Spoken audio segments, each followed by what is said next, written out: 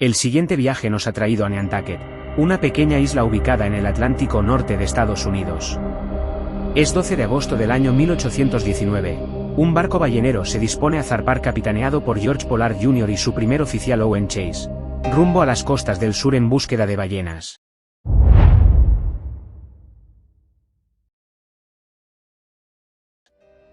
El Essex medía unos 27 metros de eslora con un peso de 238 toneladas. Contaba con una tripulación de 21 marineros a bordo, es decir, el capitán, 2 oficiales, 3 arponeros, 13 marineros y un camarero, y por último un grumete. Si te preguntas qué es un grumete, es el encargado de ayudar a los marineros en lo que sea necesario. En pocas palabras, se trata de un aprendiz.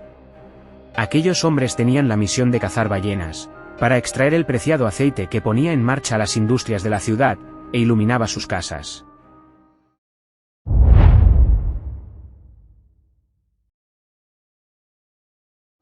El viaje no pintaba nada bien desde su inicio. Como si de un augurio se tratase, millas más adelante del puerto una tormenta alcanzó al ballenero ocasionándole algunos daños en el acto. Pasó un año y el avistamiento de ballenas prácticamente era nulo. Habían cazado algunas ballenas pero la meta aún no estaba alcanzada. Fue entonces cuando la tripulación decidió navegar por las aguas del Pacífico Sur. Pasaron por algunas costas, Arica en Chile, y Atacames en Ecuador respectivamente. Ahí tomaron algunos recursos para continuar su viaje. Llegaron a las Islas Galápagos un mes después de su última parada. Durante su estadía los marineros abastecieron su barco de alimentos y agua fresca. Además cazaron tortugas gigantes para obtener carne. También exploraron las diferentes islas del archipiélago y recolectaron especímenes de flora y fauna para estudiar.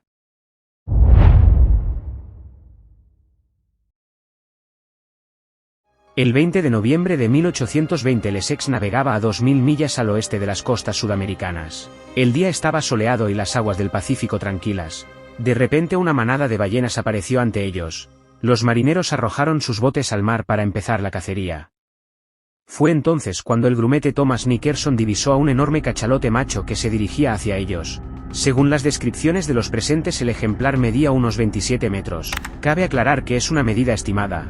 Por obvias razones no se puede saber sus dimensiones exactas. El titán estaba furioso, embistió el barco con tal fuerza que los daños fueron devastadores. Nada se podía hacer para salvar la nave, 2 violentos golpes bastaron para hacer trizas el casco del barco.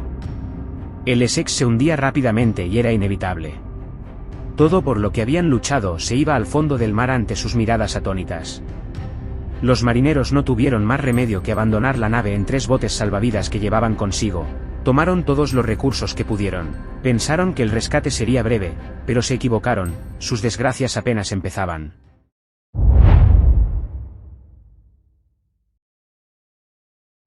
Luego del naufragio los miembros del Essex se encontraban a la deriva en el mar abierto. Pasaron algunos días pero aún mantenían la esperanza. Racionaron la comida, galletas, agua y algunos animales que habían podido rescatar. Pasó un mes y los suministros cada vez eran menos y a este punto tuvieron que reducir la ración. La sed se hacía notar a tal grado que empezaron a beber su propia orina. A lo lejos se veía una isla. Al principio pensaron que se trataba de un espejismo por el hambre y el ardiente sol, pero no lo era. Todo indicaba que habían llegado a tierra firme. Los náufragos desembarcaron ahí y arrasaron con la fauna. Algunos tomaron la decisión de quedarse, mientras que otros se la jugarían de nuevo en el mar.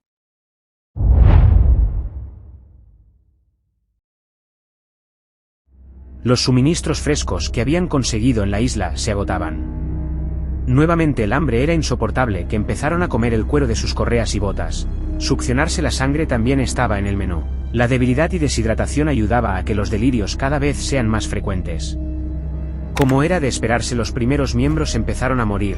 Al principio se les dio un funeral apropiado como era costumbre. Implicaban rituales y ceremonias a bordo del barco con la colocación del cuerpo en un ataúd improvisado, y su posterior lanzamiento o entierro en el mar.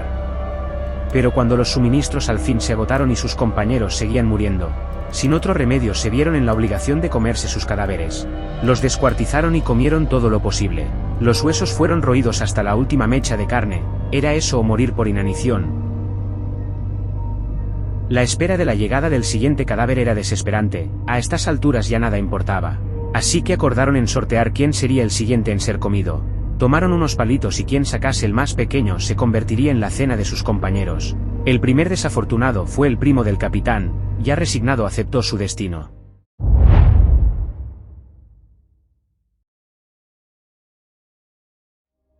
«95 días después del hundimiento del ballenero Essex, el capitán Pollard fue rescatado junto a otro sobreviviente, por el ballenero de Dauphin, otro barco proveniente de Nantucket.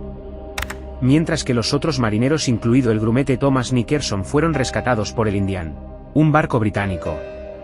Solo 8 marineros sobrevivieron a la tragedia. Muchos de los sobrevivientes quedaron con traumas y el capitán Pollard se hizo con un nuevo ballenero, el Duo Brothers.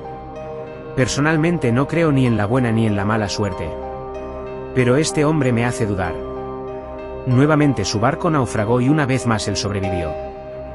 Después de eso nunca más volvió a capitanear un barco. El aceite de ballena se dejó de usar de a poco con la llegada del queroseno proveniente del petróleo. La primera perforación petrolera moderna se dio en 1859 en Titusville, Pensilvania, Estados Unidos. La historia del Essex y su trágico destino llegaría a oídos de Herman Melville, quien, inspirado por lo acontecido, escribiría su famosa novela Moby Dick en el año 1851.